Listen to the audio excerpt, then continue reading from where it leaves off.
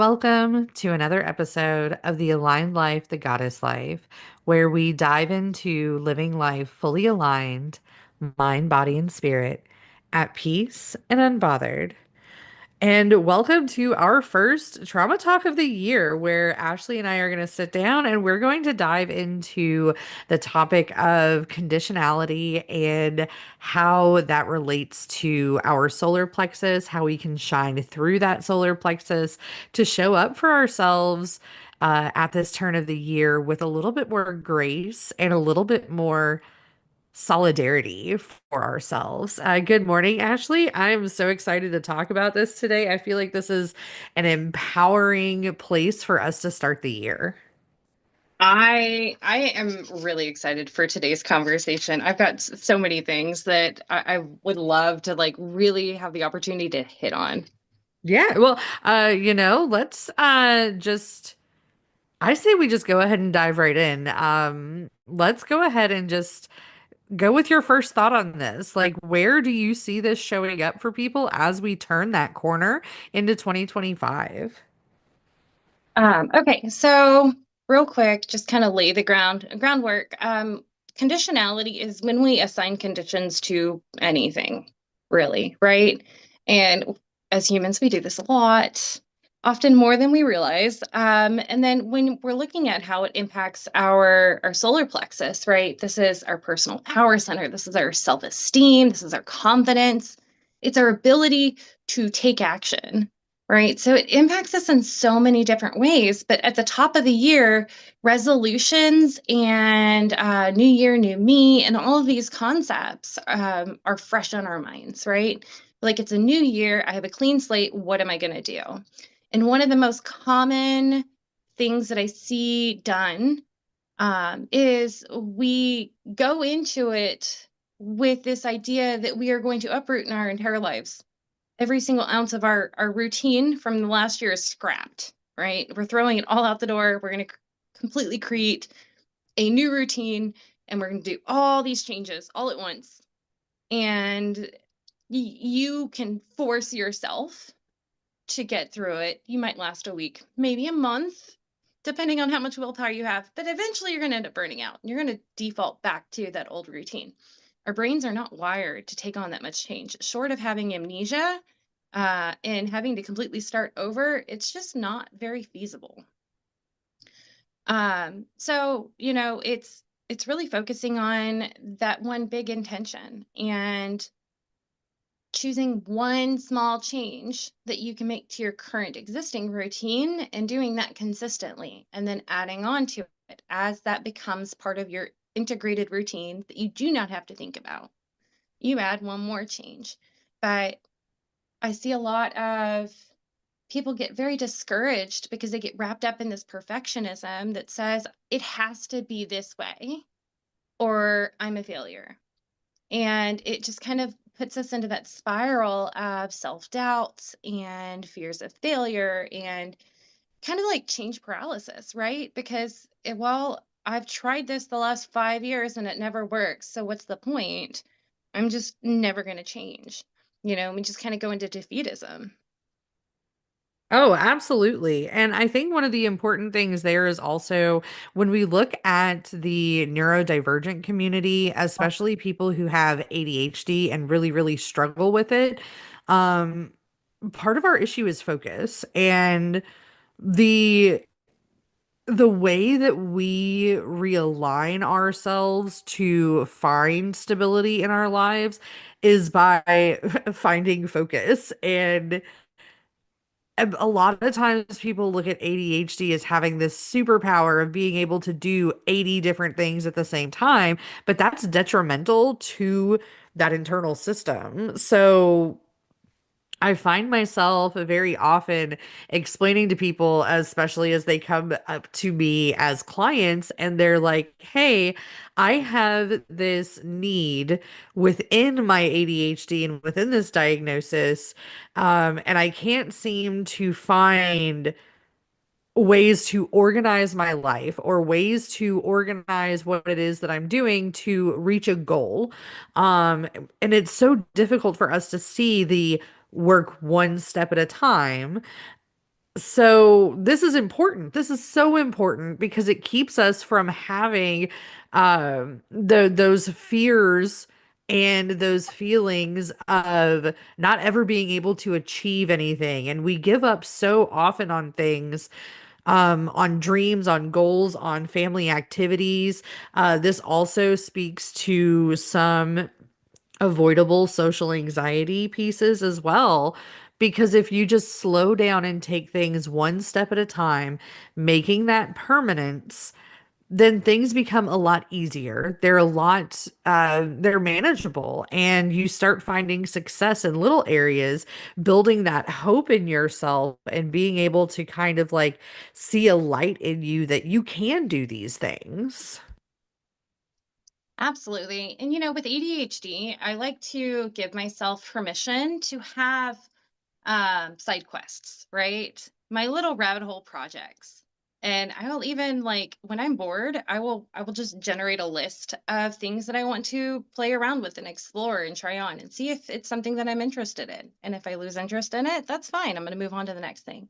And I just kind of like honor my need to be curious and explore many different things um, with a budget in mind. Oh, absolutely. I like that you use the word budget there. Um, that immediately sparks like this thought of like what an energy budget would look like for a person who is trying to set these goals and achieve new things. When we're looking at the quote unquote new year, new me, we have a list of things that we want to accomplish, that we want to get done. And there is an energy budget. There is a certain amount that we are able to do successfully. And so breaking that down into different sections, maybe you accomplish two things in the first few months of the year that will lead into two more things in the months after those. But I like that idea of like creating an energy budget for yourself. Like, what do you actually have the time for? What are the most basic of things that you can make happen that aren't holding you to this condition of perfection, but are holding you to this betterment of self?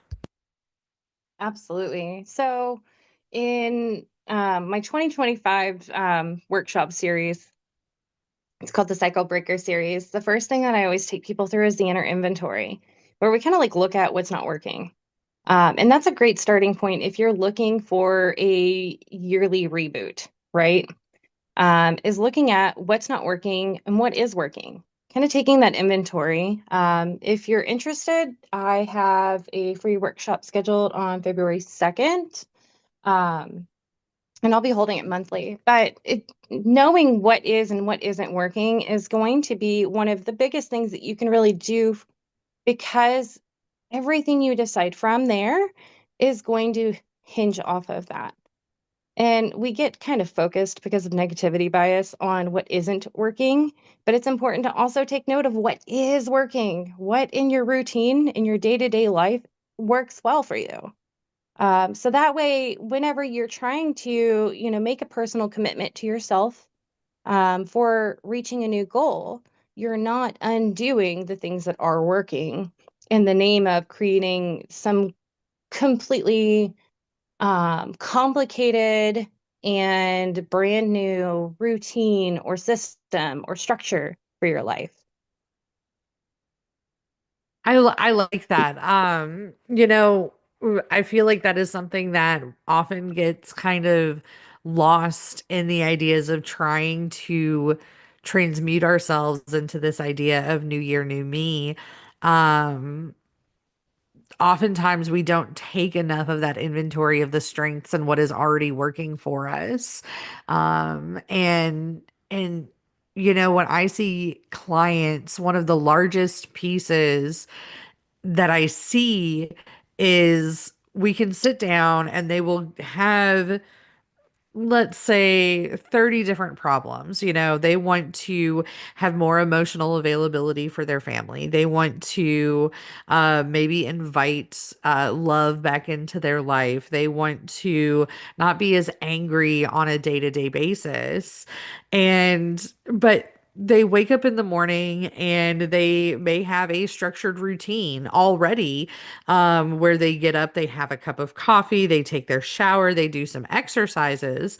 And people often, when they have this routine, they skip over this as a strength that they have, or as a time where they can maybe utilize a secondary action within that, like meditation, or adding some awareness to the way that they're handling these different morning tasks, that can bring up those different energy levels inside of them, that can empower them further to maybe not have as much anger throughout the day, or that maybe kind of propel them into being able to schedule some appointments that they've been having some dysfunctioning in actually getting to creating.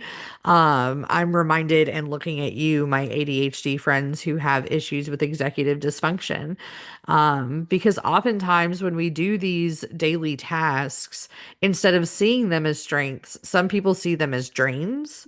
But if we add, and I know that word add can sometimes feel like a lot, but if we, let's use the words, change our energetic motion through these smaller tasks and really take them as the strength and success that they are, we can use that as a like propeller motion into being able to set appointments for ourselves, and maybe making a lunch that's a little healthier. And those are smaller, more achievable goals that will put that idea of success into us, and show us where we can go with it.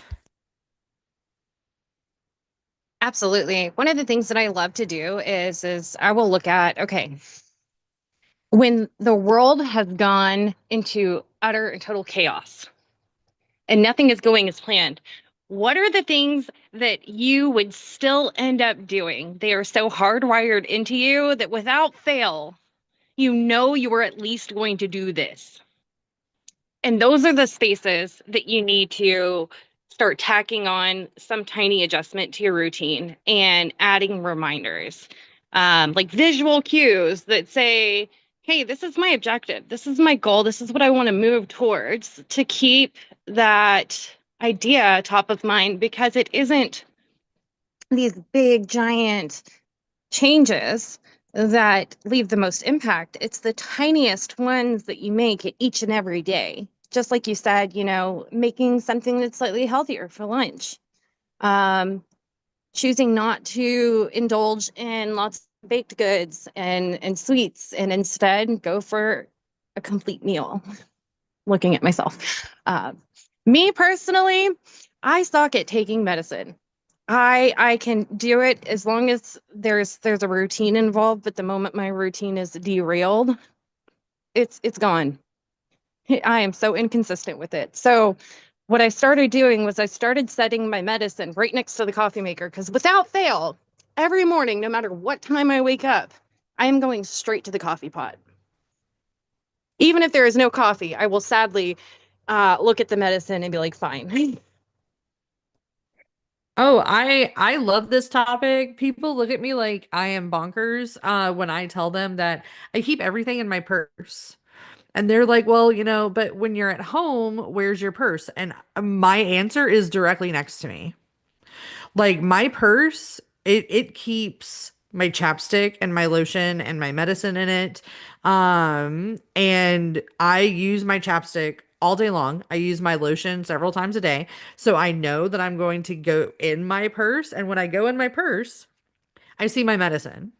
And it is a reminder for me to go ahead and take it. Because for me, if it's on a counter, I'm gonna push it back to the side and Hmm. it's still not gonna get taken, whether it's by my coffee pot or not. And I say this because I want everyone to understand that it looks different for everyone. This is where that idea of not holding that condition of perfection over you is important because if it doesn't work by the coffee pot, it might work in your purse. If it doesn't work in either of those places, I know people who will keep them in the bathroom on their bathroom sink because, the most of us, if you're human, the first thing you do in the morning or close to as soon as you wake up is you go to the bathroom. And if that is a place where your brain can see it and have that trigger, then it works. Maybe it is putting them into those little Monday through Friday or Sunday through Saturday pill dispenser containers. That may work for you. Um, it may work for you if I once saw a fantastic TikTok where someone got one of those little Valentine's candy dispensers from Dollar Tree and they put it on their wall and they put their medicine in it. I And love that. so in the morning, they just click, click, and their medicine comes out. And if that works for you, it works for you. The idea of removing condition is that you find a successful way to make these small changes in your life towards your success, and not feeling like a failure, if it looks different for you than it does for everyone else.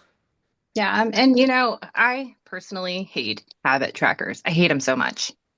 Oh my I gosh, me too. I am not a habit tracker person, but what has worked for me is sitting down at the end of the day and writing a done list because it reminds me of the things that I missed and I get to see opportunities that I missed too.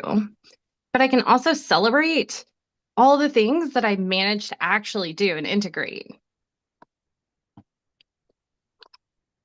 I I think I agree with that. I don't like the trackers. I'm struggling right now because I recently started seeing a nutritionist and I have to do the calorie tracking and I'm following through with it because I know that I'm going to be held accountable by an outside source. Mhm. And that can also help. I'm reminded in that the people, for a few years, we were really, really on board with accountability buddies. And for those of you who don't know what an accountability buddy is, it is a friend that simply holds you accountable. Now, I don't actually suggest reaching out to a ton of your friends to do it because in our social environment, we're all kind of struggling with this right now, not just my neurodivergent friends. We're actually struggling with this on a social level. But there are people out there who are professionals that can be your accountability buddy. These people are there's coaches and therapists, there's counselors of all different kinds and shapes and sizes. And these people can be someone that maybe you see them once a week, maybe you see them bi-weekly, but they can hold you accountable for the changes that you're making in your life. I want to strongly suggest that there's a reminder in this that you don't have to do this alone.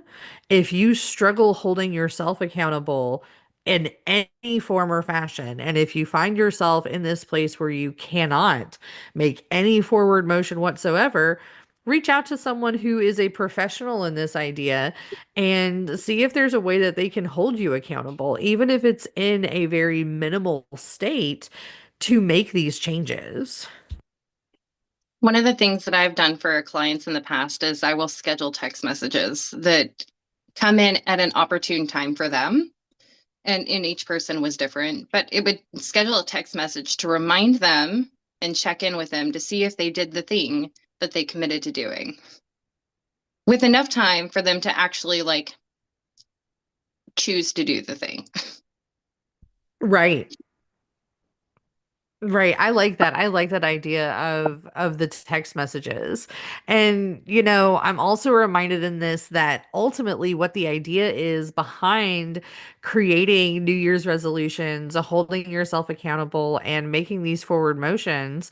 This is all about stepping into your personal power and being able to find some idea and organized, those are the wrong words, I think.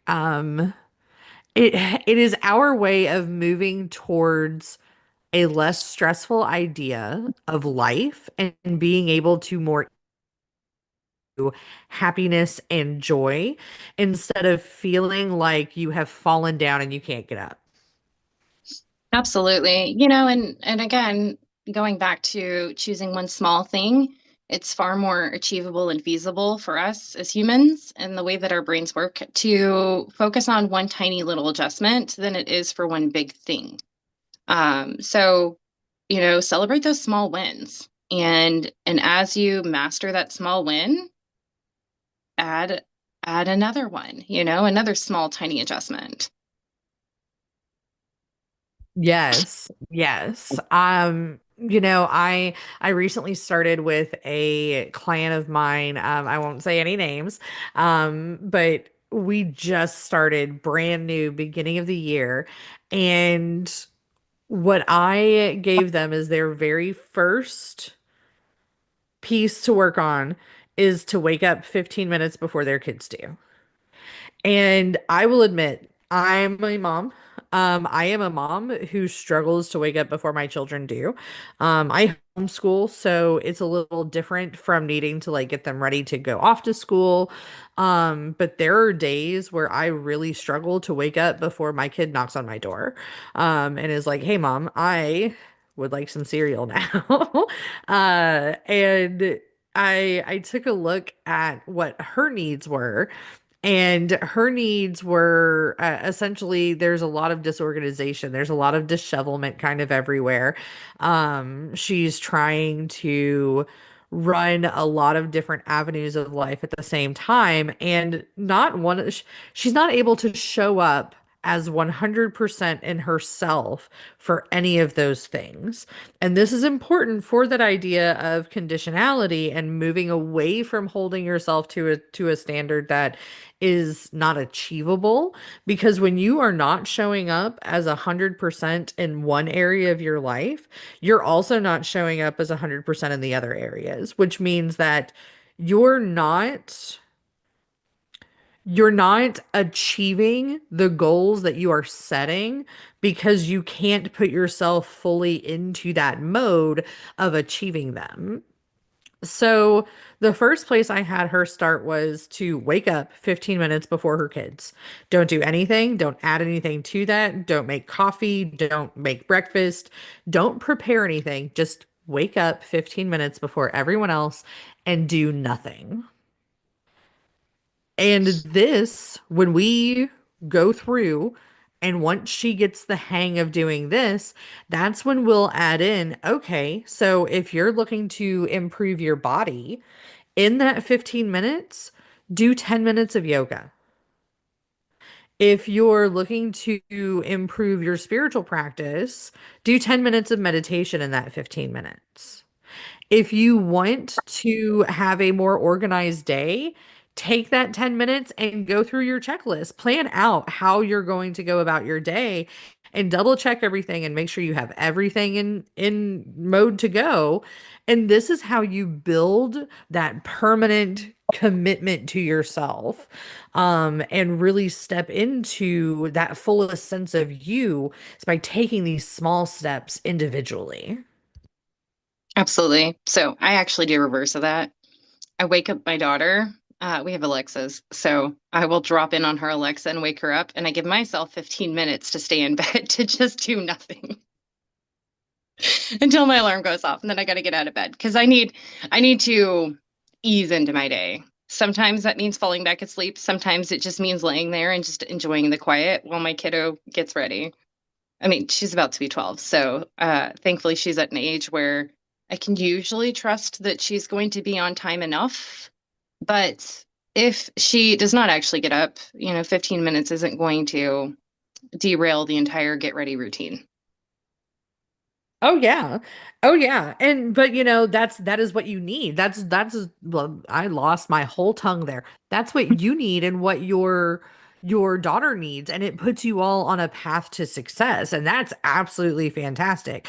I need similar to you, I need the availability to have these moments where I can wake up when my kid needs me to wake up, because I have a lot of difficulty falling asleep at night for multiple different reasons. But mostly because my brain just doesn't really activate the sleep cycle easily. So it takes a lot of work for me to get to sleep. I have to like dim the lights, I have to have specific ways of kind of activating my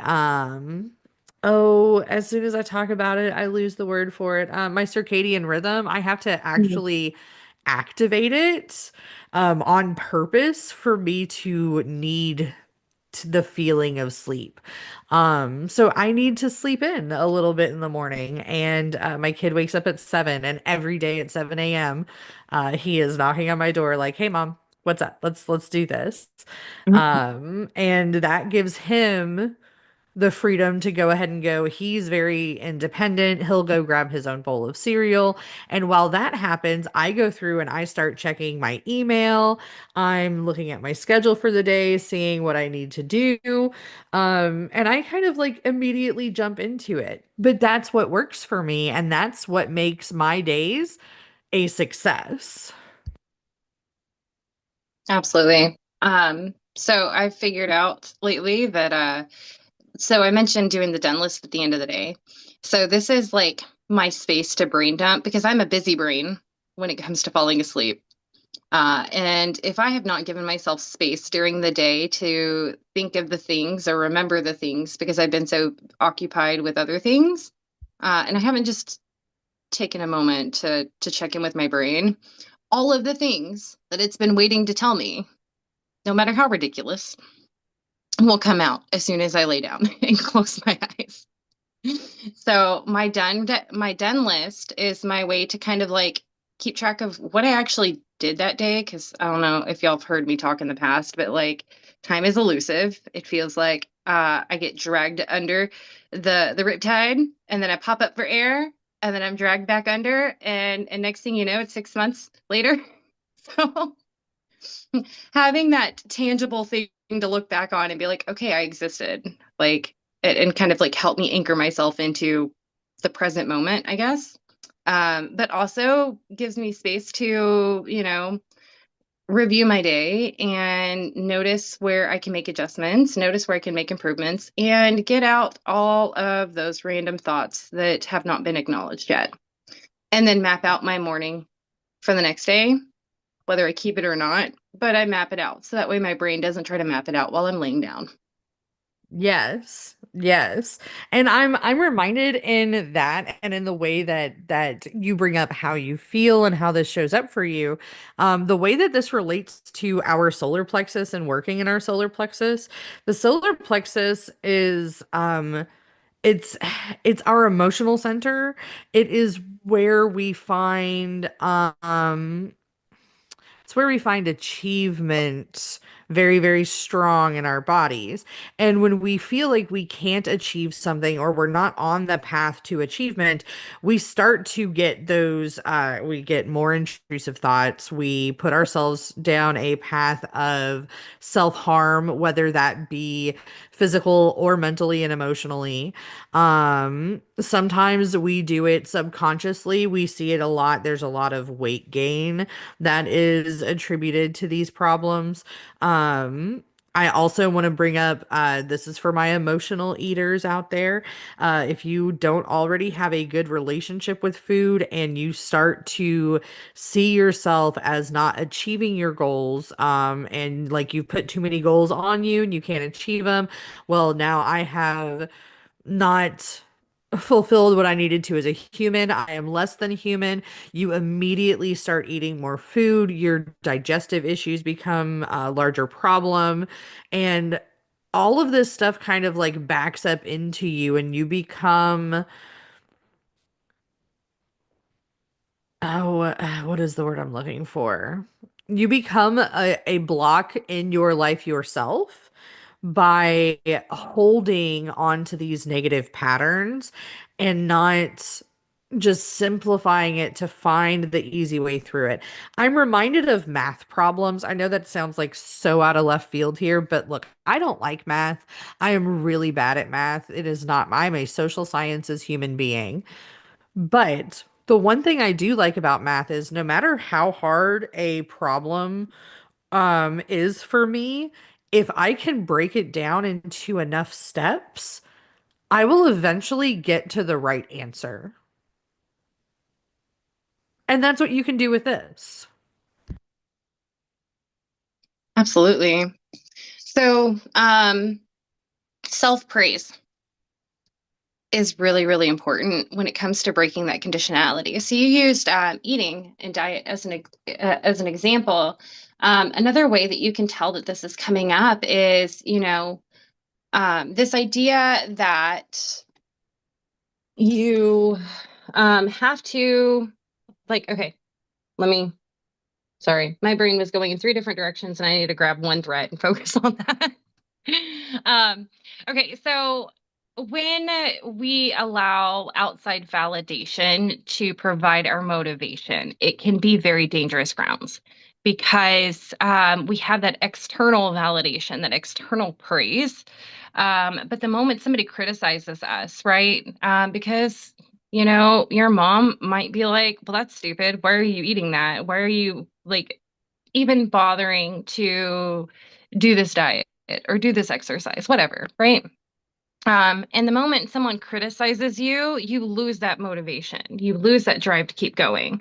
That drive has to come from within you, and you have to cultivate a space of self praise to break that conditionality where you're really acknowledging and encouraging yourself, right? And again, that's why I mentioned like doing my done list because that's my opportunity to be like, wow, I got so much done today. Like that's awesome. And that gives me that dopamine hit and it gives me that motivation to keep going.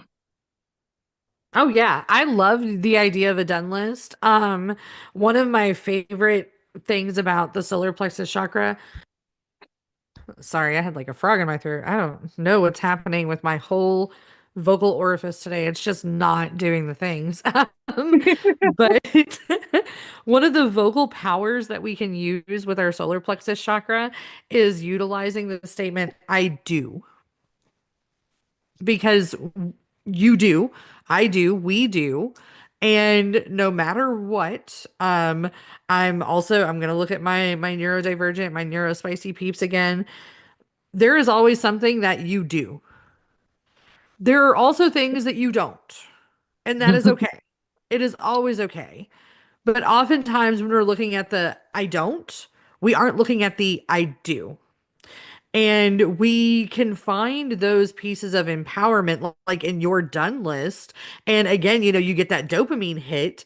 If you're looking for ways to do this in a more spiritual fashion outside of just doing things from the therapeutic brain standpoint, I challenge you to light a candle. Light a yellow candle specifically, and go through and create a done list like Ashley has, or create an I do list of things that you do on a regular basis that may show you that you have continuity in yourself. Because oftentimes that is one of the issues that we have with actually achieving our goals is we forget that we're constantly in a state of do. You're living. I do living. Like I do alive is a whole statement. It is not proper English, but it is a whole statement of I do this, like I can do this, I am doing this. And when you start to recognize these little wins in yourself and you have that little hit of dopamine, you feel possibility, you feel hope and this forward motion that you can do these things. So in my planner, similar to your I do is, oh, sorry, my ring light fell.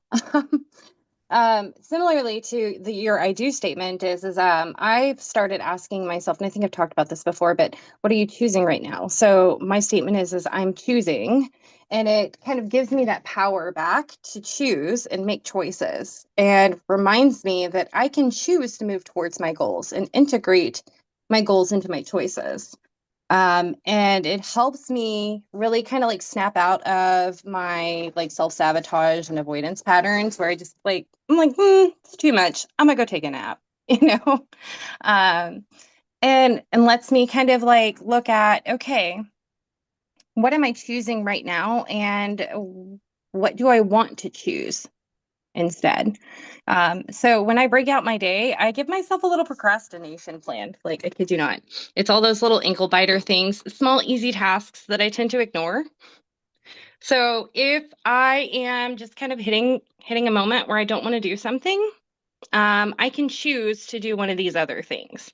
And they're all easy, like low cognitive things that don't really require a lot of thought, just action. I like that. I like that a lot. And I also in this is I want to remind people that sometimes not doing, I'm reminded of you saying that you need to like wake up slowly in the morning and Hmm. you just need this time of not doing. Yeah. Um, I do is also having time for that. I do rest. Yeah. Well, I mean, and that's where, it comes in like I'm choosing to honor my needs. I'm choosing to rest so that I can recharge. Yes. Yes. So what would you give as like if someone wanted to change. Let's say someone came to you and they had already made some New Year's resolutions and they were already seeing difficulties and faults in them. How would you explain to someone who maybe already kind of feeling in that moment of failure, I can't do this, I'm giving up? What would you give them a structure of? Does that question make sense? I think I'm following you. You Okay. can kind of steer me based off of my answer. So if I had a client come to me with all of these goals and resolutions, I would ask them why each one of them is important to them, why it really matters. And I would probably ask that 5 times until I got to like the meat of it, right?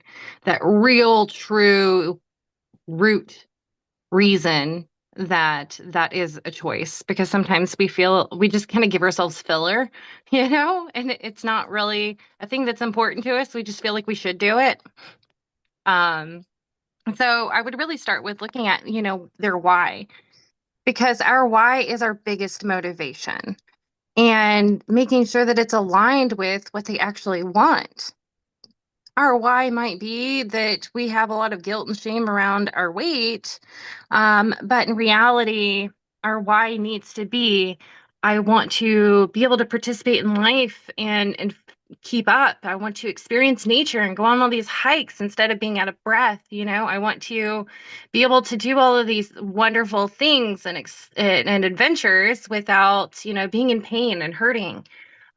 So really connecting with the positive reasons why, not the negative reasons, right? And then from there, looking at, what are you already doing? If I was to watch a silent film of you in your day-to-day life, what would I see?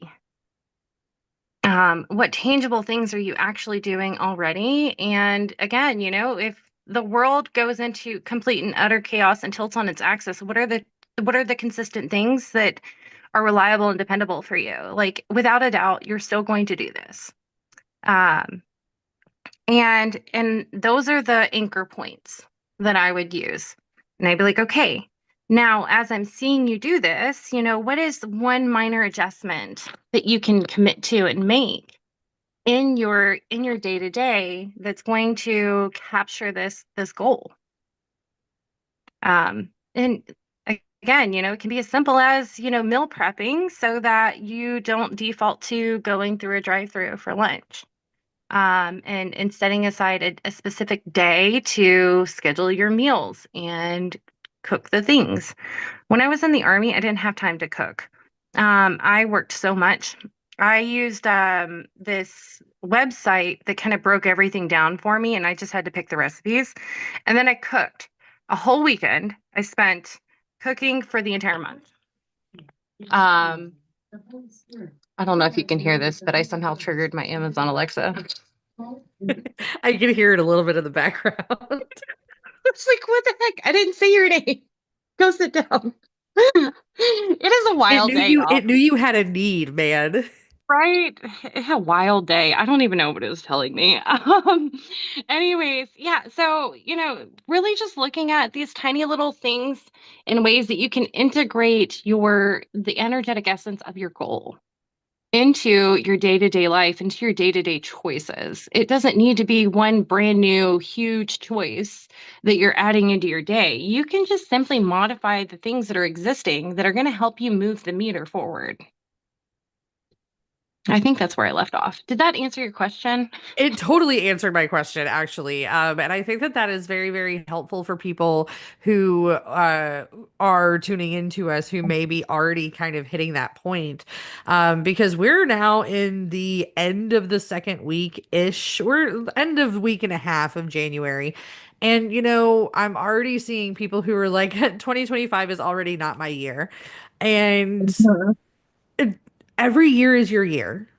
That may sound like some rhetorical, regurgitated bull crap. Since we have to censor since 'cause kind of since we're going into different places now as we go live. Ooh. But we're at this point where your year is truly the way that you make it. And before you all come at me, take the advice that we've given you today and look at your life and really give it this evaluation.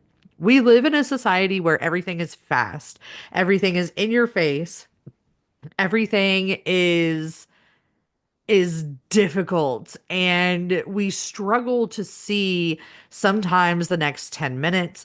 We struggle to see the next few days. We make plans and we make goals for them, and that's exactly what this whole episode is about the fact that we hold ourselves to an impossible standard that becomes a barrier for us to actually achieve these goals and make that forward motion in our lives. So with this advice, we can slow down. We can move into a spot of awareness and say, okay, I have power in this. I have choices in this. I don't have to move as quickly. And I'm always reminded so much, and you've probably heard this until like you've been sick of it, but slow and steady wins the race every single time. And so breaking things down into these smaller things, giving yourself the tools that you need to kind of make the ability for you to move through your cycles gives you the freedom to actually achieve your goals. Absolutely. And I would caution sticking the restart idea onto a year or a day of the week. Like, oh, I'm going to start Monday. Oh, I missed Monday, so I'm going to have to start next Monday. And we just keep kicking the can down the road. In each moment, you have a multitude of choices and opportunities. And at any moment, you can choose to start moving towards your goals and start choosing your goals. Your current experiences are basically a culmination of your past choices and your perception. Yes, yes, absolutely. We are getting close to because we're gonna move directly into our roundtable segment, which will start in like the next like 10 minutes. Um, So let's go ahead and stop here. If there anything else that you want to put into this for our listeners that you think that they absolutely need to know before we take like a quick 5 minute break. Ooh, and I again can't talk. And move into roundtable with Lane. If you need help working through and staying accountable and figuring out where to go from here, and you want to do it in a healthy way that's not going to keep you in that cycle of fear of failure, reach out to me. I've got, again, several workshops from the inner inventory to foundations, which go over your needs and values and all the things that you actually need to know in order to build change, as well as boundaries courses, so many things coming this year. So keep an eye out. Reach out to me if you're struggling. I am the one consistent thing that you can always count on for me is change. I'm a master of change. Yes. Not a master of consistency, except for consistently changing. And I'm really great at systems and structures and organization because that's how my brain works. So um, if you are struggling in learning how to change, reach out to me. I got you. Oh yeah. And yes, and I will put all of those links into the comments as much as I can all over the place, and it will be in our show notes as well. And on that note, I also want to remind people that tomorrow I am holding a free class. It is just a quick hour, hour and a half. Tomorrow afternoon, where we are going to go through rewriting your mental wellness narrative. So what Mhm. this will do is we will go through a meditation. We will kind of discover what your blockages are, what your desires and what your goals are, and where you need to be to achieve them. And then what we'll do is we'll dive into like core values, reshaping your belief system within yourself, and really carving out what your soul compass looks like. And again, it's just a quick hour, hour and a half long class. And it is live, so you will have access to me where you can ask questions and get real-time advice and answers that are specific to you. And that information will also be in the comments as well. So let's go ahead and take our quick little break, and then we will be back soon with our roundtable. All right. That sounds awesome, by the way. I am so excited. I cannot wait. I might have to pop in just so I can experience this. Oh my gosh, yes, please. I would love this. Yes.